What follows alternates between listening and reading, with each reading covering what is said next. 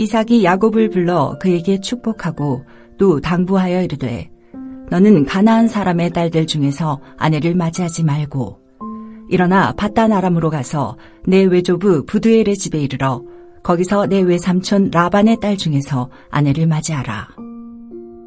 전능하신 하나님이 내게 복을 주시어 내가 생육하고 번성하게 하여 내가 여러 족속을 이루게 하시고 아브라함에게 허락하신 복을 내게 주시되 너와 함께 내 자손에게도 주사 하나님이 아브라함에게 주신 땅 곧 내가 거류하는 땅을 내가 차지하게 하시기를 원하노라.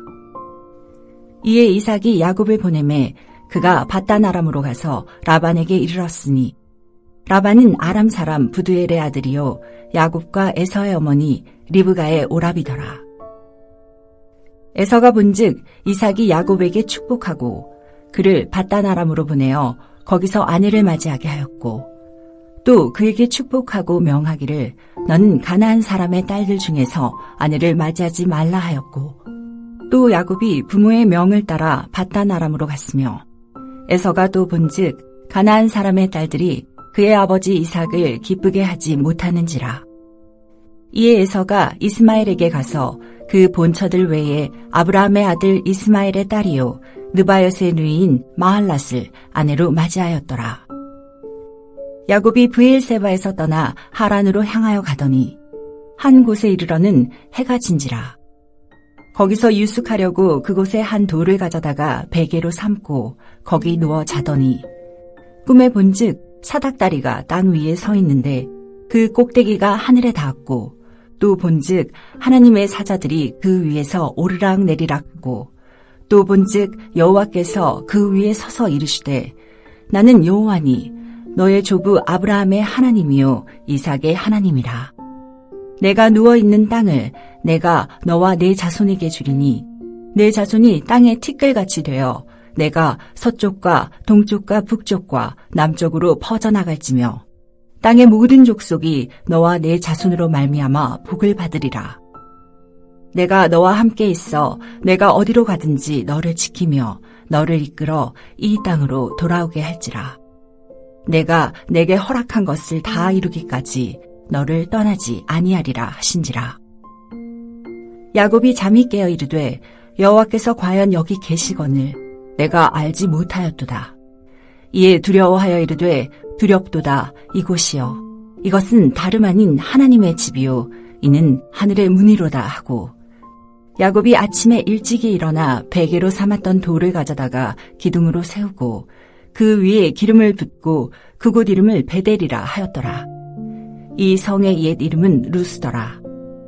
야곱이 서원하여 이르되 하나님이 나와 함께 계셔서 내가 가는 이 길에서 나를 지키시고 먹을 떡과 입을 옷을 주시어 내가 평안히 아버지 집으로 돌아가게 하시오면 여호와께서 나의 하나님이 되실 것이요 내가 기둥으로 세운 이 돌이 하나님의 집이 될 것이요 하나님께서 내게 주신 모든 것에서 10분의 1을 내가 반드시 하나님께 드리겠나이다 하였더라.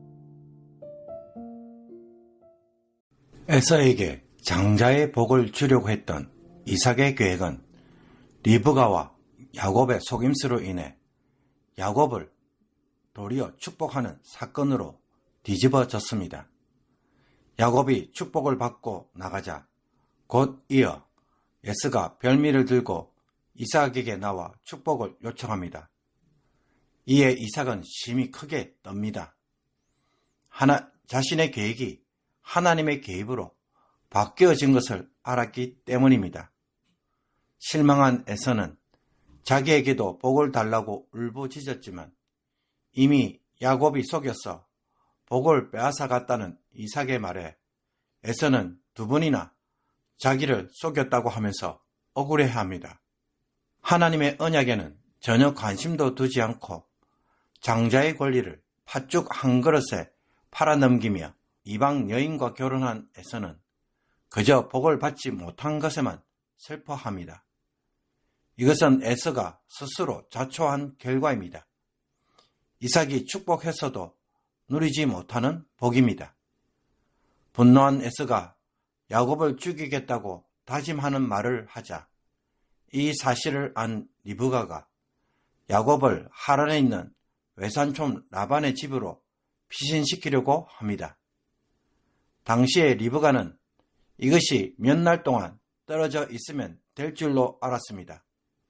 그러나 20년 넘게 헤어져 있어야만 했고 그 사이에 리브가는 죽은 것으로 보입니다. 야곱이 외삼촌 라반의 집으로 떠날 때 이삭은 야곱을 불러 축복하며 당부합니다. 이삭은 야곱이 가나안 사람의 딸들 중에서 아내를 맞이하지 말고 라반의 딸 중에서 아내를 맞이하도록 합니다. 그리고 생육하고 번성하라는 창조 언약과 자손과 땅에 대한 아브라함과 맺은 언약을 언급하면서 비로소 야곱을 언약의 계승자로 인정해 줍니다. 5절을 보면 이삭이 야곱을 밧단 아람으로 보내었고 야곱은 라반에게 이르렀다고 말합니다.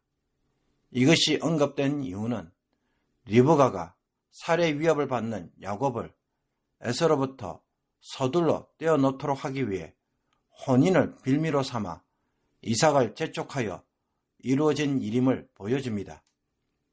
따라서 이삭이 야곱을 축복하고 밧담 아람에서 아내를 찾도록 보내는 것을 보고 또 자기가 이방 여인과 혼인을 한 것을 이삭의 눈에 안 좋게 보였다는 것을 안 에서는 뒤늦게 본처들 외에 이스마엘의 딸인 마할랏을 아내로 맞이합니다.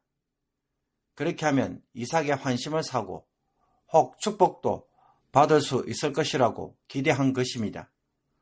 그러나 언약의 계보가 없는 이스마엘의 딸과 결혼한 것은 그가 여전히 하나님의 계획과 언약에 무지한 것을 보여줄 뿐입니다.